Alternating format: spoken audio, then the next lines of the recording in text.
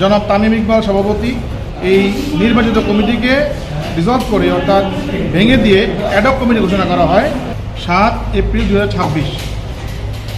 7-26-এ NSC জাতীয় sports council যেটাকে বলে এনএসসি পক্ষ থেকে একটি প্রজ্ঞাপন জারি করা হয় ক্রীড়া শাখা থেকে। সেখানে বলা হয় যে জাতীয় ক্রীড়া পরিষদ আইন 2018-21 ধারা মোতাবেক এই নির্বাচিত কমিটিকে ডিসলভ করে অর্থাৎ ভেঙে দিয়ে অ্যাডহক কমিটি ঘোষণা করা হয়। Lily ultra soft serum gel, যা গভীর থেকে স্কিনে দেয় 3 গুণ সিরাম হাইড্রেশন। সিরাম জেল হাইড্রেশনে ব্রাইট থাকো সব সিজনে। সেই অ্যাডহক কমিটির সদস্যগণ হচ্ছেন জনাব তামিম ইকবাল সভাপতি, ফাহিমা সিনহা, রবিউল ইসলাম বাবু, মির্জা সালমান ইস্পাহানি, তানজিল চৌধুরী, আতর আলী খান, মিনহাজুল আবেদিন নান্নু, ইসরাফিল খসরু, সাইদ ইব্রাহিম আহমেদ, মির্জা ইয়াসির আব্বাস এবং ব্যারিস্টার রাসনা ইমাম।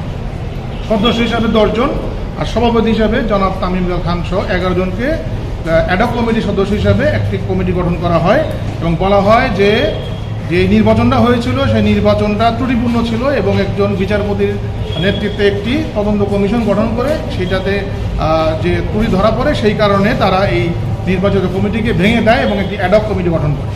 আমরা সেই 7 এপ্রিল 2026-এর সেই মেমোকে অর্থাৎ ক্রীড়া শিক্ষা শাখার পক্ষ থেকে যে অ্যাডহক কমিটি গঠন করার সেই আদেশকে চ্যালেঞ্জ করে মহামান্য হাইকোর্টে একটি রিট ফাইল দাখিল করি। সেখানে আমরা 7 জন আইনজীবী পাবলিক ইন্টেলিজেশন ফোরামে সেই রিটটা দায়ের করি।